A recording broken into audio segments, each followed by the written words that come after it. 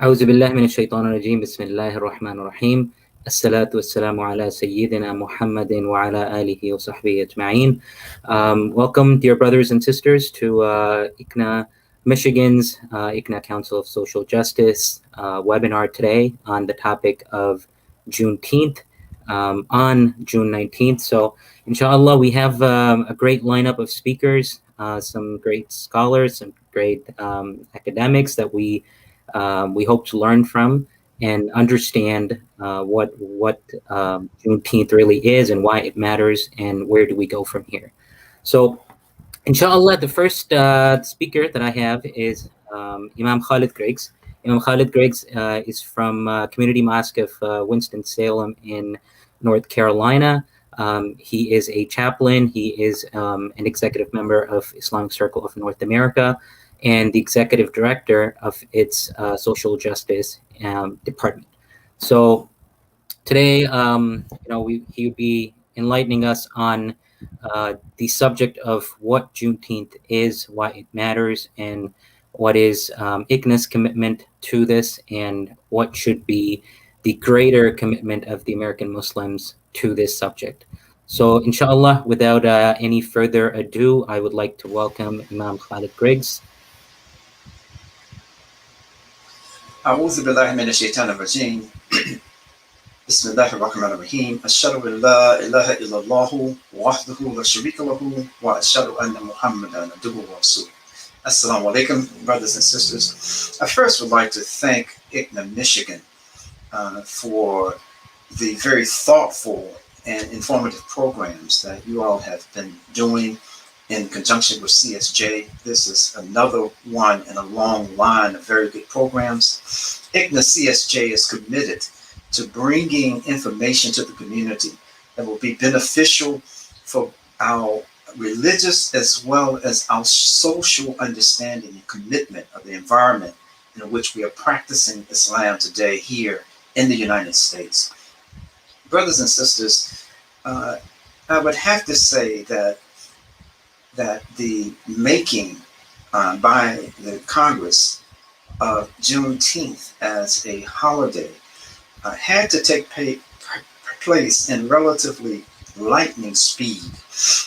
On one day, there's a discussion about the upcoming Juneteenth recognition. And I'll say that this recognition grows out of the emancipation, or the declared emancipation of enslaved people in Galveston, Texas, and in the Galveston area in 1865. And we can note that this was 2 years after the official emancipation that was issued, proclamation that was issued by President Abraham Lincoln on January the 1st, to take effect January the 1st, 1963. And so the people of the enslaved people of Galveston, Texas, and in that area got word that finally they were emancipated. And I have to say and so this particular date was a date in which the emancipated persons in that area got their first taste of so-called freedom or relative freedom. Now, I want to just say at the outset that even though Juneteenth is the oldest running African-American generated holiday or celebration in this country, it is a celebration that recognizes, and for years and years, starting in 1866, was recognized as a regional celebration.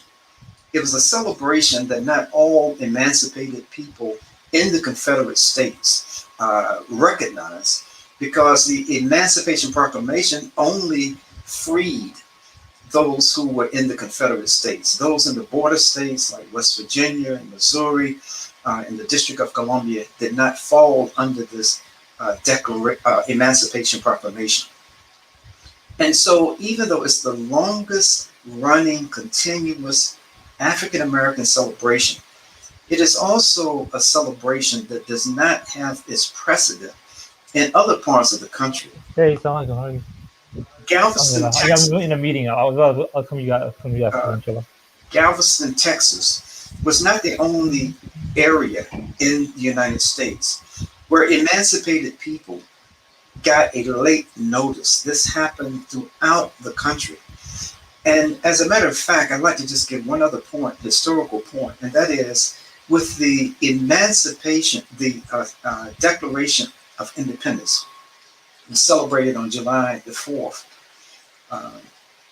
every year from 1776, the United States Declaration of Independence from Britain, that the white community, for the most part, was so angry with the celebration of African American people and people of African descent for the July 4th celebration that even during the time of Frederick Douglass in the 1860s, Frederick Douglass, African American people celebrated for the most part July the 4th on July the 5th, so that the anger against them from seeing them dressed in colorful and nice clothing and really enjoying themselves, that they would not be attacked by white people.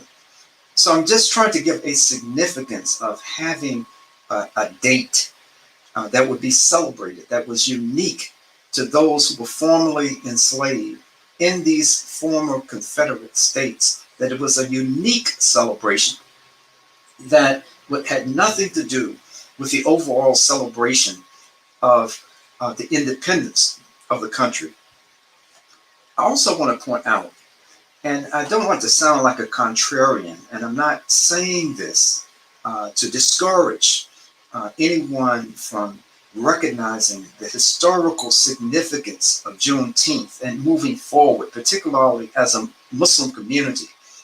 But I think that I have to point out that this particular celebration and how it has become a national holiday in such a relatively short period of time, meaning how the Republican Party, who has been so obstinate in blocking legislation that would be of benefit to African American people, like the George Floyd Justice Bill and other pieces of legislation, that they have been so obstinate in blocking this legislation, but yet they unanimously in the Senate passed this holiday, this celebration, which is now a federal holiday as of today, as of yesterday, actually. It's a federal holiday. And I just want to point out and give some context to this very quickly. And that is that our dear martyred brother, El-Hajj Malik al-Shabazz, Malcolm X, has said that the white man, and I'm substituting this is his actual language, and I would say the government, the power structure, will try to satisfy us with symbolic victories rather than economic equity and real justice. And so I say this so that we don't get caught so much in the celebratory and the feeling that all of the needs of the African American community in particular are going to be solved, or that somehow we will take focus off of the issues like police brutality and the murder of African American citizens by a policeman with impunity. If we're going to take focus off of the current voter suppression wave that is sweeping this country as we speak today, that we're going to take focus off of the increasing wealth and gap between white Americans and African American people, which is larger today than it was in the 1960s, or that we're going to take focus off of the cause, the issue of the movement to establish reparations, some kind of tangible requital for the centuries of enslavement that people of African descent have suffered in this country. And with that having been said, I will go back to the point that it is significant in my eyes that Juneteenth is recognized as a celebratory moment for African American people and now for the nation. celebratory with the understanding that we are celebrating another expression of white supremacy, and we're celebrating a delinquent behavior on the part of the citizens, the white citizens in Galveston, Texas, during that period of time to free those individuals that they had enslaved for so many years. So, as we put this in a context, any effort to educate the American people and African American people about the history of this country and the debt that is owed to African American people in this country, it is something that we should feel good about. But we should understand, and that good feeling about this particular celebration and now this federal holiday across the country, that it does not lead towards solving the systemic and structural issues that are plaguing this country even up until this day. Even when the enslavement period for African people ended in the United States, 1865 for the majority, and then across the country, because in Massachusetts and in South Carolina, there were many states and many pockets within states where the enslaved population was not informed and did not start acting as if they were free people, free from chattel slavery, until months and sometimes years after the Emancipation Proclamation. And so, as we recognize this event, let's recognize how much further we have to organize and how much more we have to try to push the call for not just recognitions like Juneteenth, which is, as I say, it's a very good recognition, but tangible, concrete efforts to try to address past and present inequities. And so, with this having been said, I will welcome very much our comments from our dear sister Aisha Adawiya and our brother Imam Dawood Wali, the executive for CARE, and sister Aisha, of course, the director of Women in Islam. Assalamu alaikum. Jazakallah khair, Imam Khalid Briggs. Excellent points. I was taking some notes. So, inshallah, we hope that you will be able to join us for the question and answer session that we have. We hope to have at the end of the speakers. So, for the viewers that are watching us live, please make sure you send us your questions, and we will get all the speakers at the end together in a panel style and raise those questions for them to answer. So inshallah, we will move on to our next speaker, Sister Aisha Al-Adawiya. She is the founder and executive director of Women in Islam, and an organization of Muslim women which focuses on human rights and social justice. She is an organizer, she is a consultant, she is a guide outside and inside our community for Muslim women, and especially those of the African American descent. So without any further ado, I would like to invite Sister Aisha Al-Adawiya to join us and share some discussions and some points about the historic events that led to Juneteenth. Assalamu alaikum. Wa alaikum assalam. Well, thank you for inviting me to join you in this conversation. I think that Imam Khalid has given us some historical references to point to. So I would like to say, I'll start by saying that Imam Khalid took my Malcolm X quote because I was going to lead with that. Because I do feel that this is another instance of just that, an appeasement, and especially the speed at which this holiday, was given to us. So one sister said that she said, "Thank you for the holiday, but as a gift, she would like reparations." So I want to amplify that. And one of the comedians said also that uh, this is the first it's historic because it's the first holiday that we have, federal holiday, that it is illegal to teach the reasons why we have Juneteenth in the first place. So I thought that was poignant. So I think that your audience will probably understand where I'm going to come from. I think that we are always given appeasements, never anything of substance. And while I appreciate and applaud the people who work for these kinds of initiatives, historical initiatives, hopefully they will be able to be shared in our classrooms where our children are being taught. And all too often, they are not taught about the history that underpins a lot of the holidays that we have. So I hope that this will not be one of those cases, but that we'll be able to push through and make sure that we are able to teach the historical context, of these holidays.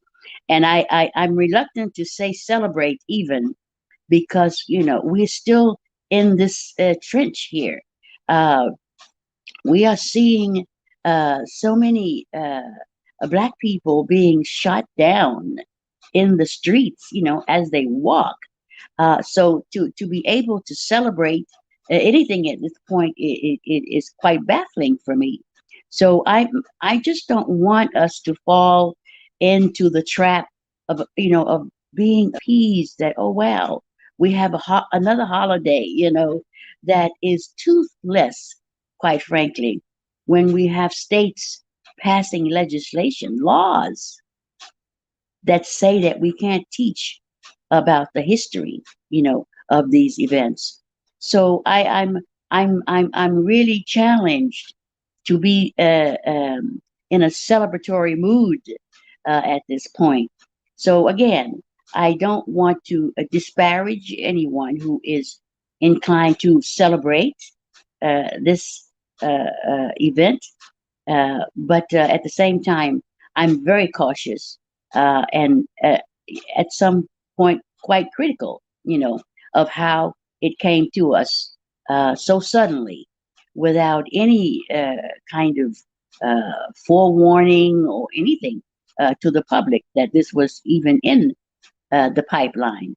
So again, we know that this administration has demonstrated very early on its reluctance to address some of the really very pressing issues, like the George Floyd bill that Imam Talib referenced, and so many others that are on the table, I mean, there's clemency that can be given to political prisoners, who are languishing in jails, political prisoners.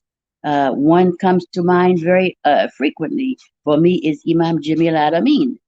I mean, the, these people can be released if for no other reason that they are elderly persons and they deserve that. Not to mention the fact that they are innocent in the first place. The prisons that are overflowing with our young people who are now elders on marijuana charges.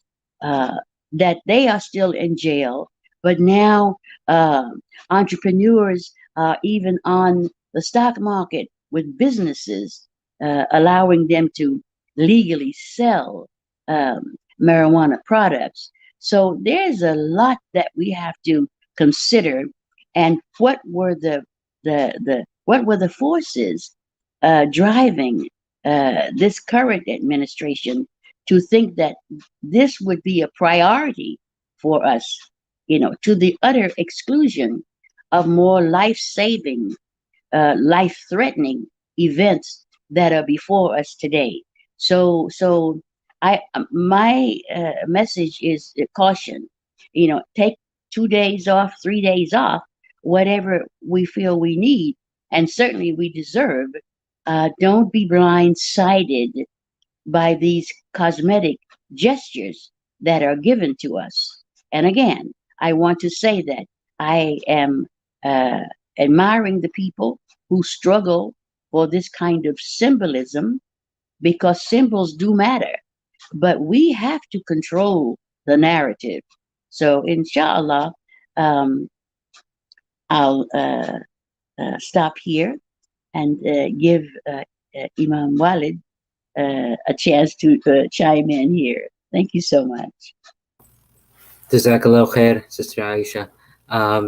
And rightfully so. A lot of things that you pointed out, especially with relation to the symbolic gesture and just that about Juneteenth. Hopefully we can continue this discussion. But next up, I don't want to take any more time from our very own local Imam Dawood Walid. He's Executive Director of Michigan Chapter of Council on American Islamic Relations, CARE, Michigan. He's a member of the Michigan Muslim Community Council, MMCC's Imam Committee, and a senior fellow at Auburn Seminary.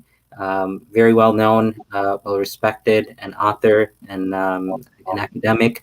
So, inshallah, Imam Dawood Walid, if you would join us and talk us through what the future holds for America in context of the race relations.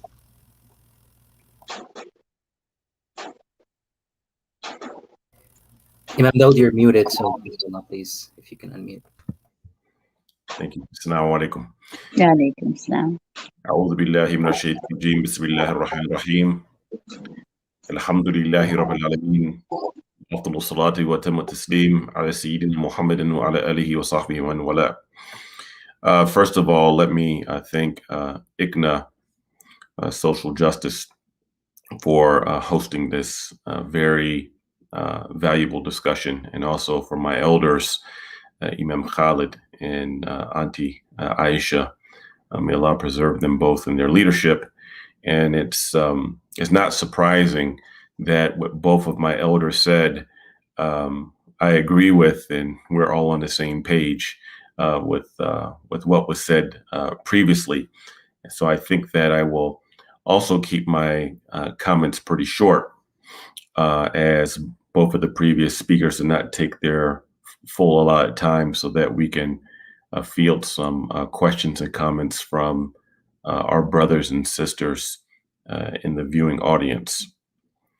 So, as the future, what does the future hold for race relations in the United States of America? And, obviously none of us has knowledge of the ghaib, of the unseen, but we can somewhat make forecasts of what's going on based upon the trajectory of where our society is heading. But before that, we want to root all of our discussions in the Quranic ethos and the Quranic paradigm, right? And we know that the Qur'an is a timeless book, and those things that took place that are referenced in the Qur'an are a roadmap for what is to come, and how we should look at the societies that we live in and how to address things accordingly. So a very important point for us as Muslims, and not to get caught up in other people's discourses, let me say this, that from the part that we should play, I believe, in us moving forward. The Qur'an has 6,236 ayat or verses. And only about 10% of the Qur'an deals with what is called ahkam, meaning rulings or laws. So the overwhelming majority of the Qur'an doesn't deal with the halal and the haram, or doesn't deal with overt rulings of the sacred law, right? The majority of what the Qur'an is calling to is faith, and also the refinement of the human beings, which leads to ethical life, because there cannot be ethical life in society without people working on and dealing with their inward selves. And so is it true of the issue of racism. And I mention this for a reason, because no matter how many proclamations or how many holidays or how many laws the American government may pass, racism fundamentally starts off being a spiritual issue or a spiritual malady. And racism cannot be legislated away. And we have to be very clear about that. Yes, I mean, personally, I'm in favor of reparations for the descendants of the enslaved Africans in the United States of America. I mean, I'm in favor of that. I'm definitely in favor of the Reform Act that has been put forward, named after George Floyd, who was just one of countless amount of African Americans, males and females, who've been murdered at the hands of law enforcement. I'm definitely in favor of that. I'm definitely in favor of further reform of mass incarceration. Further reform of laws that lead to mass incarceration and disproportionate amount of Black Americans, and also, let me say, Native Americans, who are the two most incarcerated groups per capita in the United States of America. There's no doubt about it. But these laws in and of themselves, even if they were to pass, right, don't fundamentally deal with the inward issue of the spiritual maladies that reflect people or that deal with people. And one of we see that in the Quranic narrative, and Allah subhanahu wa ta'ala mentions Fir'aun in the Quran, right, who is the archetype of oppression. And by the way, Fir'aun just simply means an emperor or a king of the Egyptian people. Fir'aun, just a title, right? Allah didn't even honor that pharaoh by mentioning his name, though many would say it was Ramses II who was that actual pharaoh. There are many pharaohs, right, as far as kings, but this is a particular type of Fir'aun, a particular type of pharaoh. His scheme was to divide the people, right? So he divided his people, the Egyptian people, from the children of Israel, or some would say the Hebrews or the Israelites. And then he also sowed division amongst the Israeli people or the Israelites themselves. And this is an old tactic. And if we go back to the history of the United States of America, and even the founding of what was initially called Jubilee Day and later became Juneteenth, is Jubilee Day, right? And our people were very spiritual and first named this based upon the Hebrew Bible. And as the Jubilee is mentioned in the Hebrew Bible, is the release of Hebrews who were enslaved, right? So this is a religious or a biblical reference to Jubilee Day, which then later became Juneteenth, as now has been enshrined into a national holiday, right? But it was that time that the Fir'aun of that time and the people who were in his court sought to divide the people, right? And even though the average Egyptian was not benefiting as much as the pharaoh and the royal court, and even to a degree, some of them were even marginalized. But the divide and conquer tactics was, well, the poor Egyptians, at least you're not as bad off, or at least you're not those Hebrews or those Israelites, right, who were made to toil and work as enslaved people. And thusly, in the United States of America, that tactic and that scheme was used to divide Europeans who were formerly indentured servants from enslaved Africans, poor whites, which, by the way, a very small percentage of white people actually own Africans in the antebellum South. Like 90% of white folks weren't landowners who had plantations who could own enslaved people, if my numbers serve me correctly. But it was used and even before them with Bacon's Rebellion, right? That after Bacon's Rebellion failed in the colony of Virginia, in which Africans who were indentured servants and chattel, but many of them were indentured servants. Like all African people didn't come here as chattel. As a matter of fact, the early Africans that came here, even after the colonies, many of them were not chattel; they were indentured servants, just like Irish people. But it was a divide and conquer tactic that was used to for those who were the elite, those who were the ruling class, those who were in power. They would hold on to their privilege and to their power, and they would use and try to divide the white people who weren't on their socio-political level, to use them and to keep them divided from the African people, so that they would not rise up against the ruling class. And as far as I can see here in the United States of America, and we have these diversionary tactics that are being done, as both the Imam and Auntie Aisha mentioned, and symbolism does have importance, but I view these things as well as diversionary tactics. That you have this divide and conquer tactics that are being used to divide people who are white and in rural areas who are not doing well, dividing them against Black people and other people who are non-white people. Social engineering that's used to even divide Black people amongst against other Black people based upon gender and educational level, to have people bickering and arguing amongst themselves to try to get the Black woman to be at war against the Black man to be adversarial towards the Black woman. All of these things go back to the old playbook of the Pharaoh or the Fir'aun, and even the reconstruction or the evolving of whiteness, right? Like, whiteness is an evolving construct, and it's always expanded historically. Irish people and Irish Catholics weren't considered white at one time in America. They later got their white card, right? Jews didn't have their political white card in America, but now we see that Catholicism is considered to be American or white religion.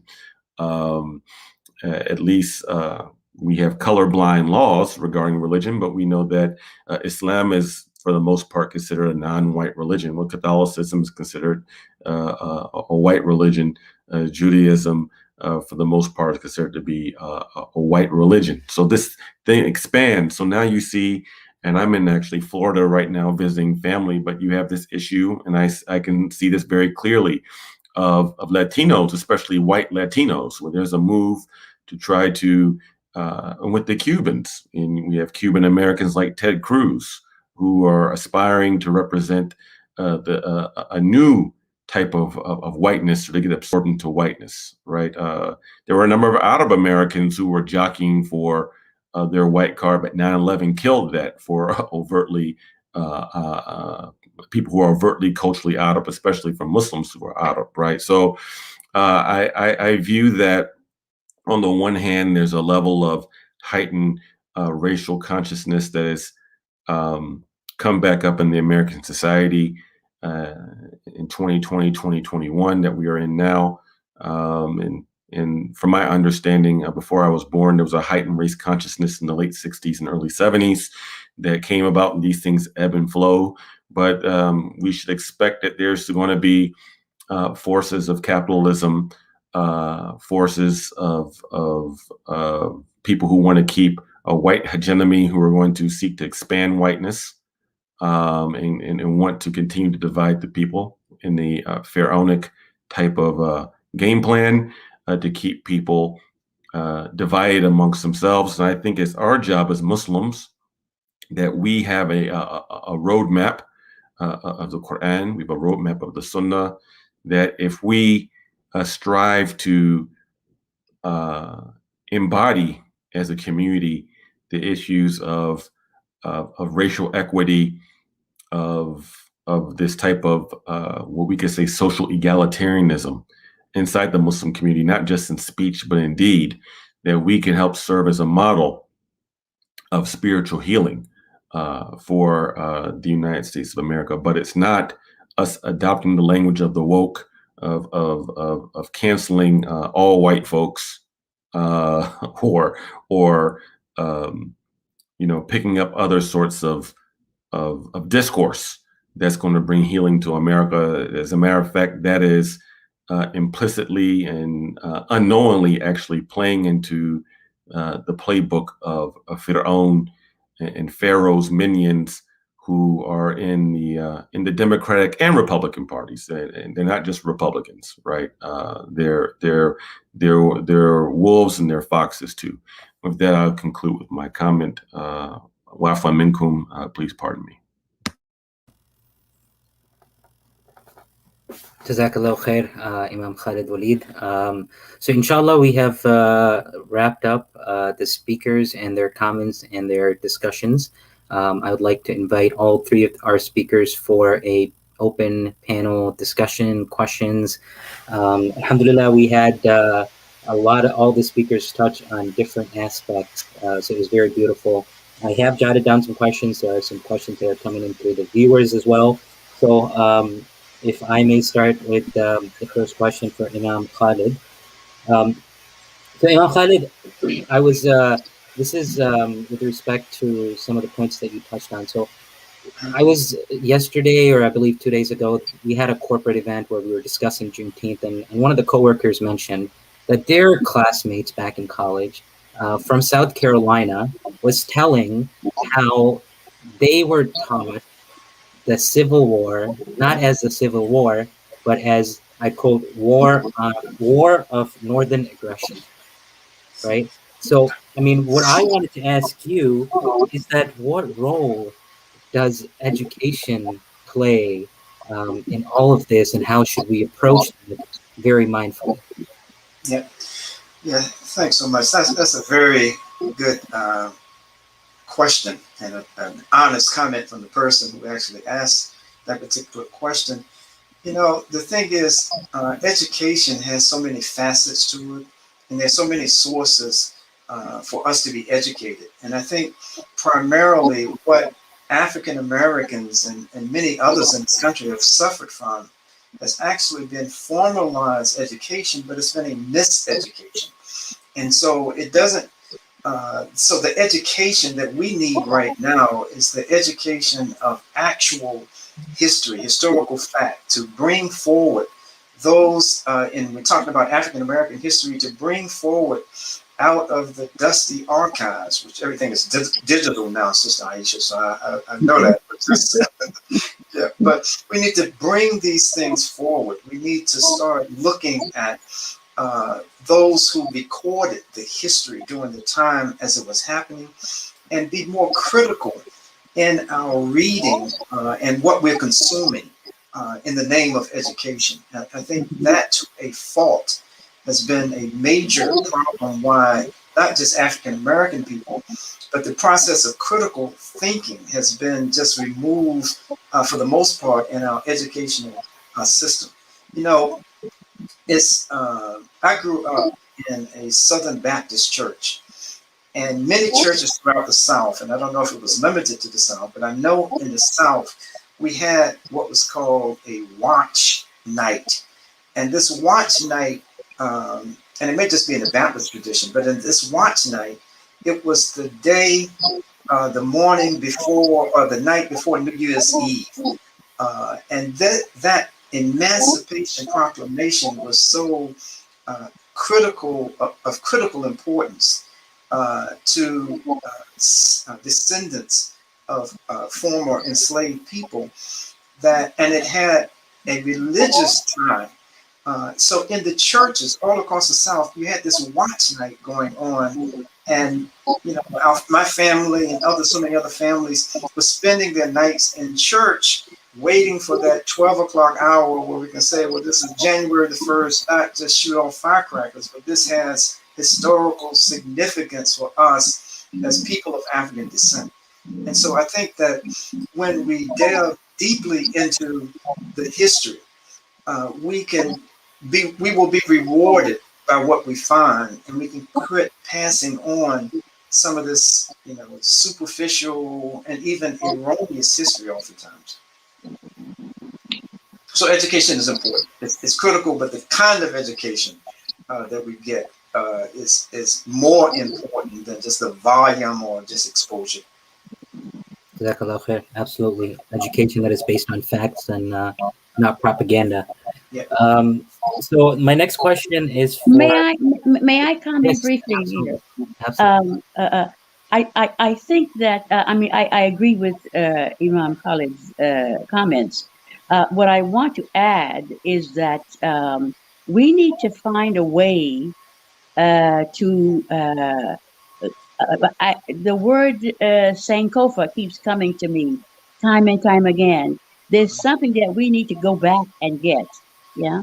And one of the things that I'm remembering is that, well, as young Muslims coming into the religion, we understood very clearly, and certainly our predecessors, long before that, uh, understood the value of creating alternative educational models, right? Because we knew that we were not going to get what we needed to survive and thrive in the larger scheme of things. So I'm again advocating that we do that because we know that academia is not going to deliver us liberation. We know that.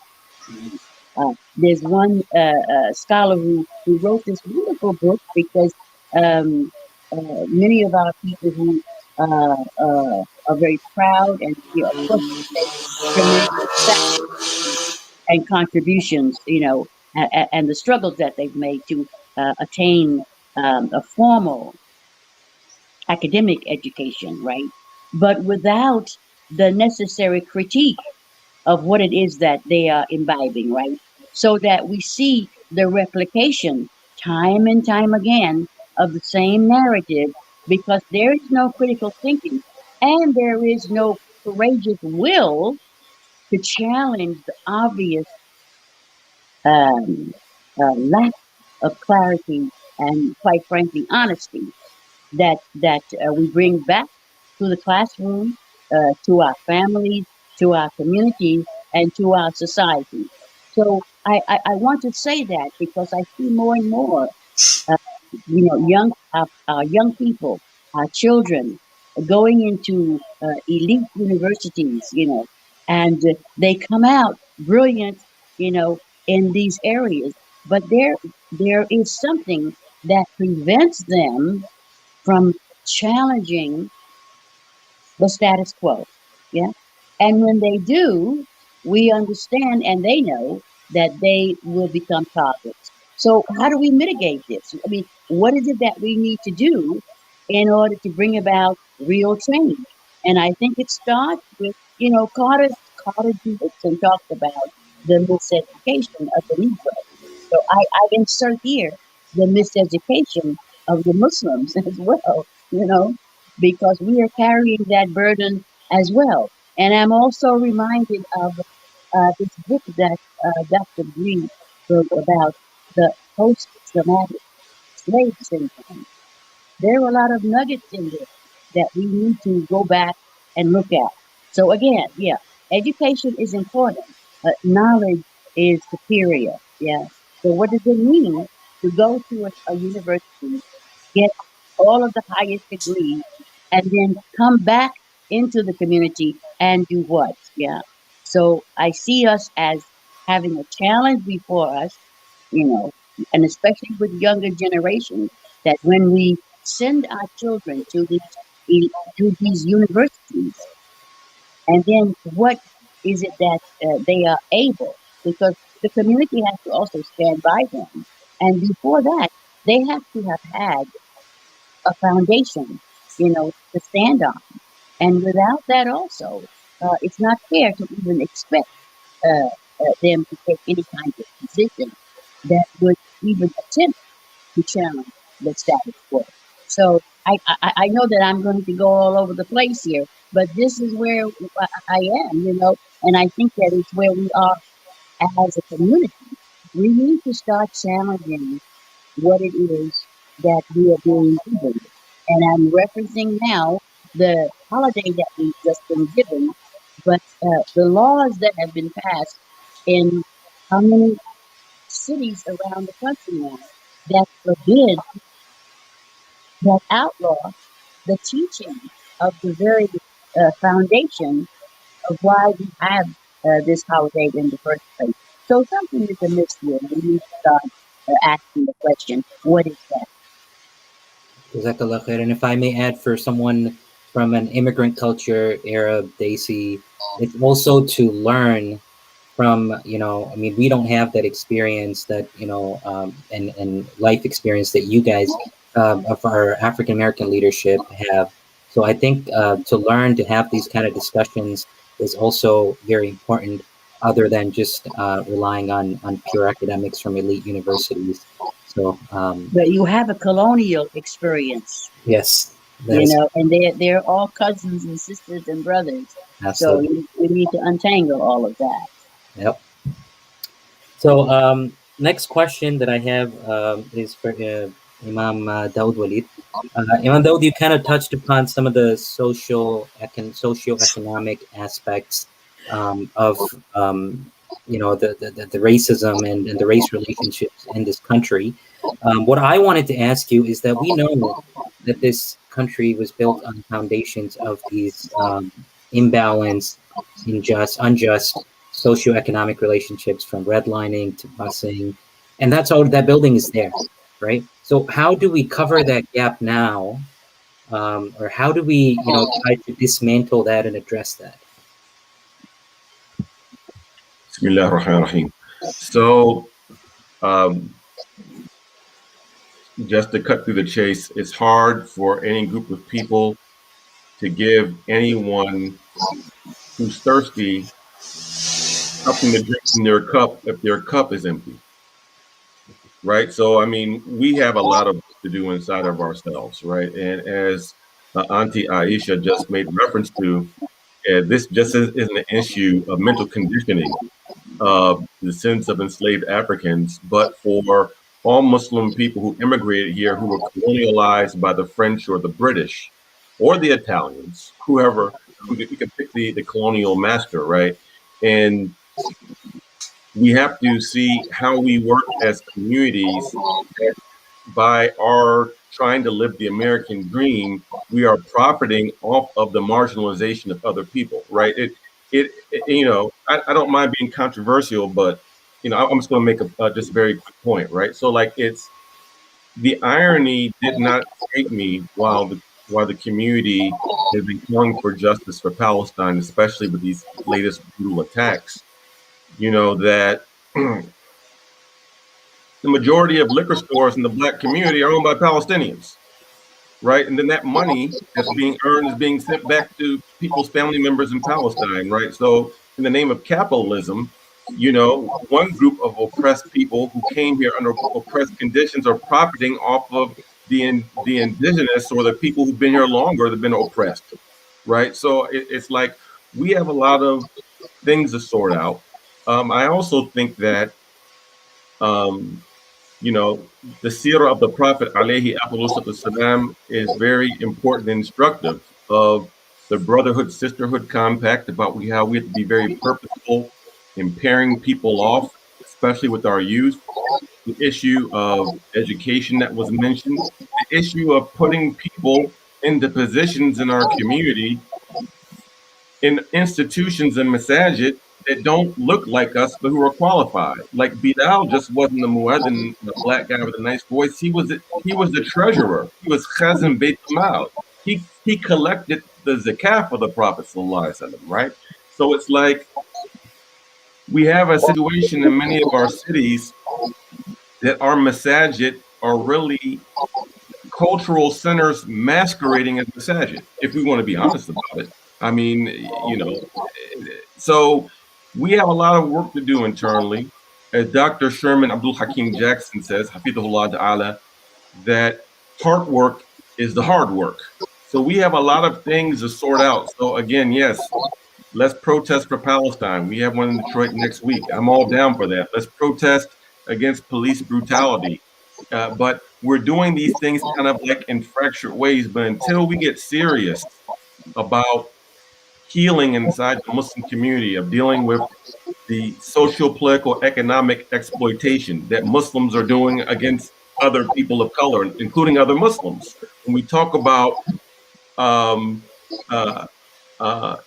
inequities in our imbalances in our masajid and Islamic institutions, when we talk about the issue, and I've dealt with this all the time as an imam in the community. I mean, forget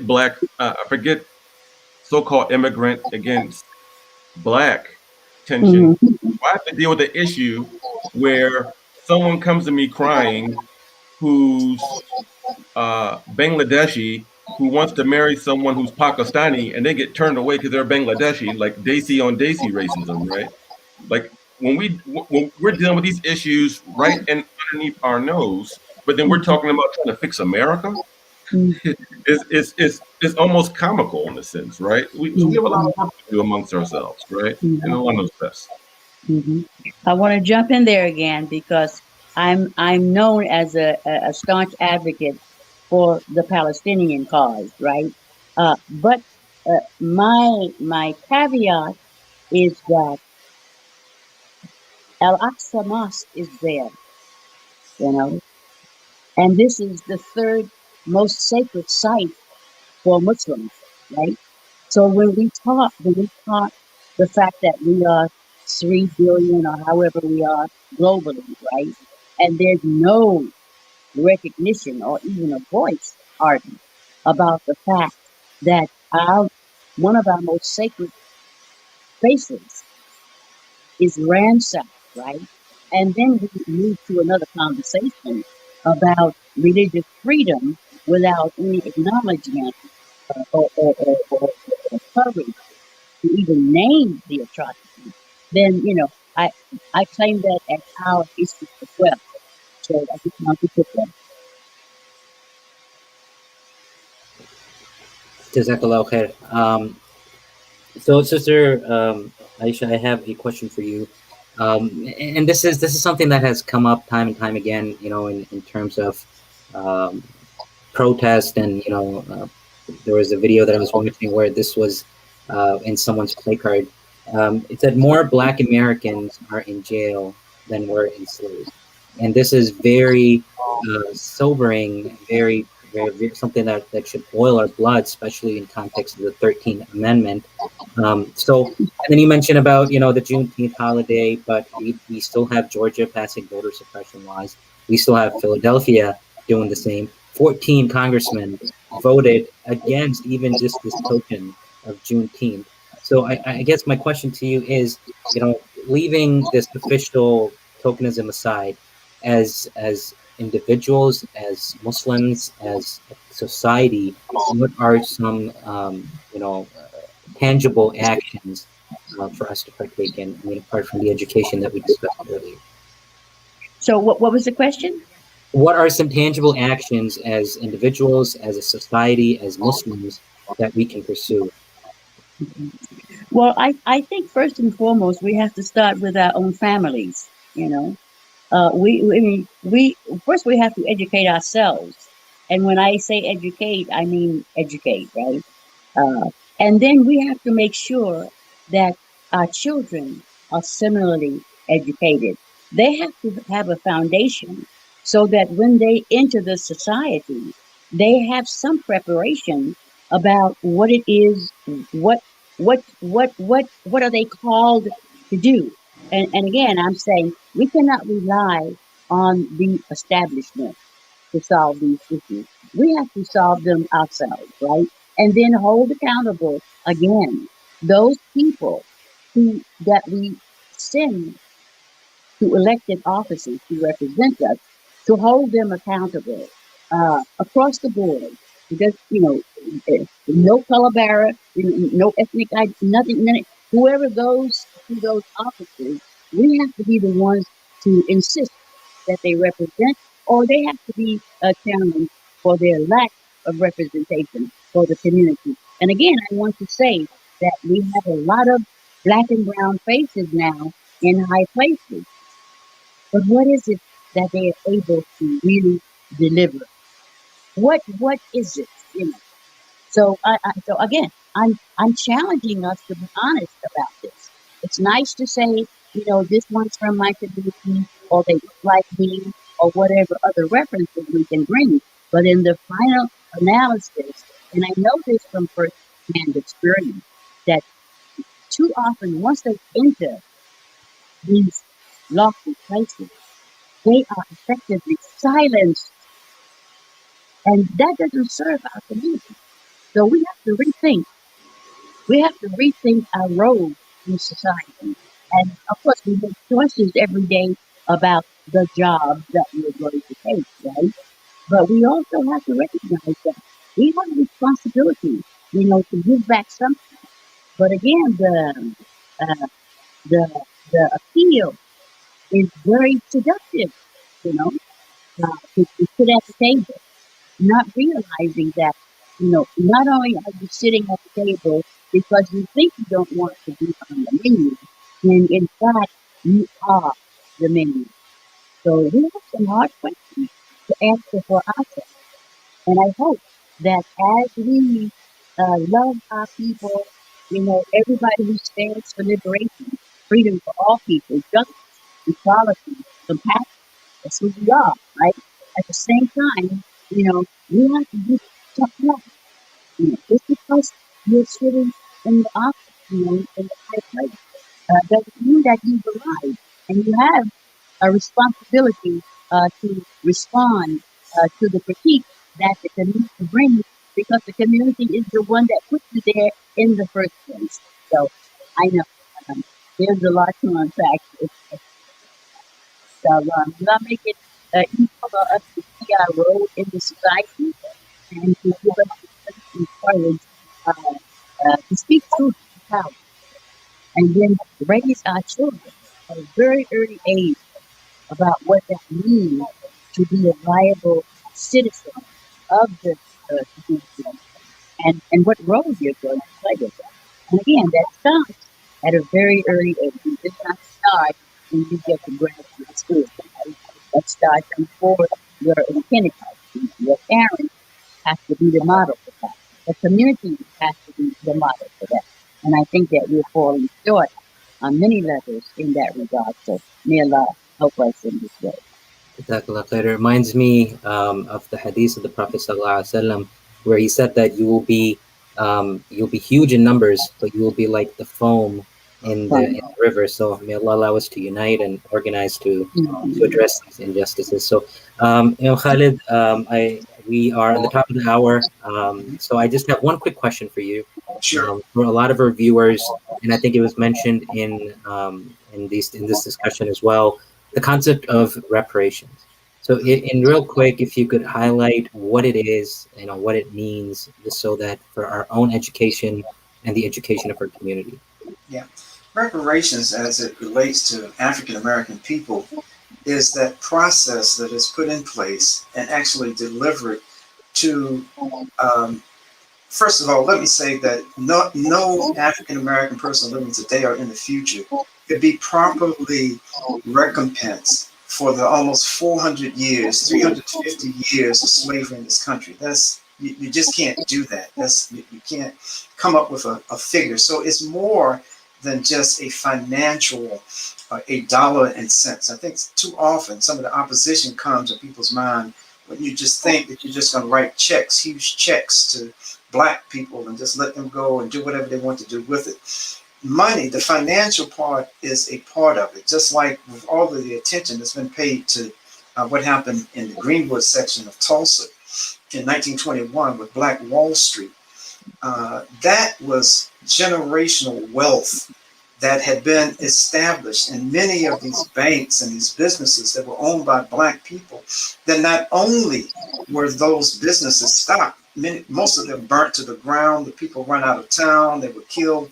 And so there's so many episodes in US history that when there was an opportunity for Black wealth to be put together and be very beneficial, not just to the present generation, but future generations, the rage that white people, many, not all white people, but many white people continue to carry against seeing who they may perceive as being undeserving people to share in the wealth of this nation, disregarding how the engine that drove the accumulation of wealth in this country, which was slavery. So reparations is a conscious attempt, it's a recognition, first, that something has been terribly done wrong, that these people, people of African descent in this country, have been denied the opportunity to not only just accumulate wealth, the means of wealth,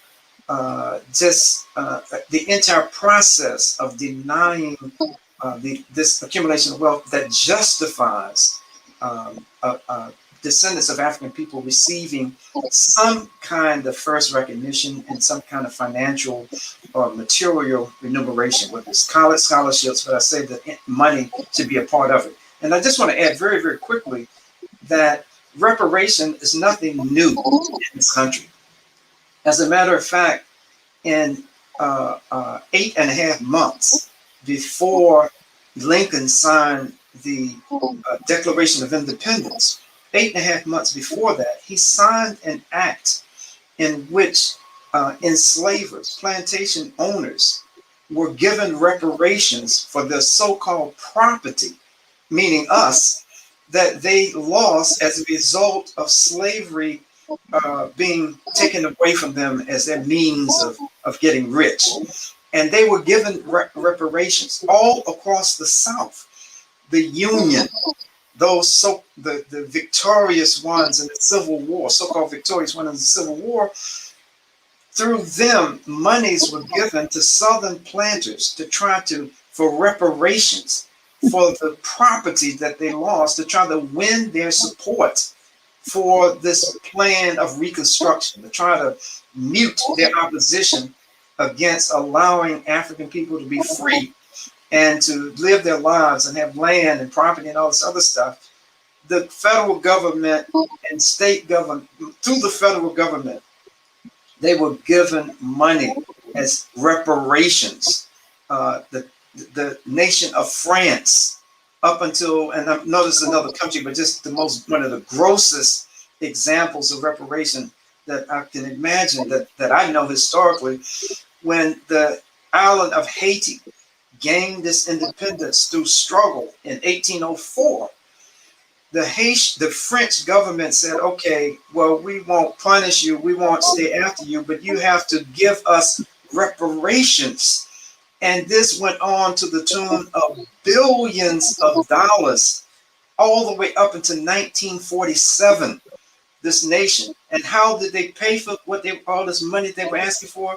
The French government, in their largesse, they were so nice that they had the French banks loan them the Haitian government money to pay back to the French government.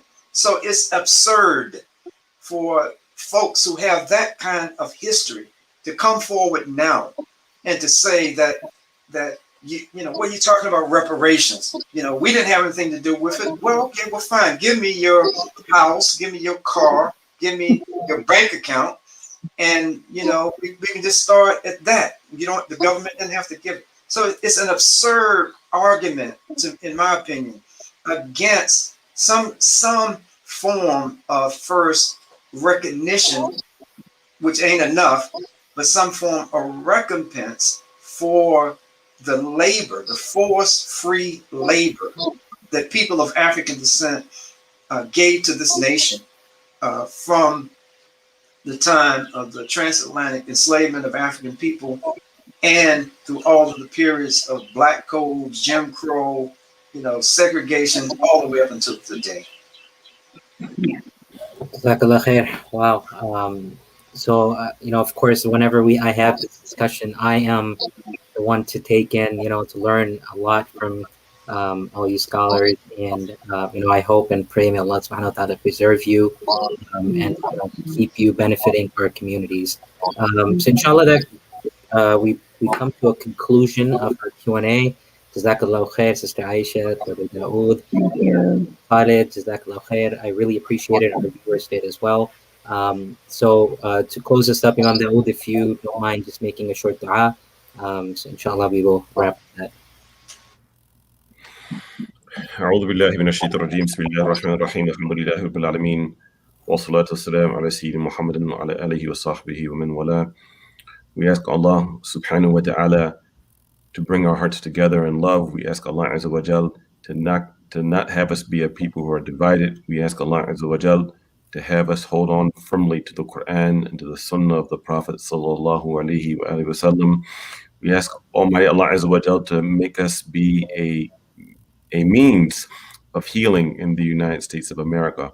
We ask Almighty Allah subhanahu wa ta'ala to make us be a people of justice and to make us not be amongst those who further marginalize and add on to the injustice of other people. سبحانك اللهم وبحمدك نشهد أن لا إله إلا أنت نستغفرك ونتوب إليك أعوذ بالله من الشيطان الرجيم بسم الله الرحمن الرحيم والعصر إن الإنسان لفي خسر إلا الذين آمنوا وعملوا الصالحات وتواصوا بالحق وتواصوا بالصبر وصلى الله على سيدنا محمد وعلى آله وسلم الحمد لله.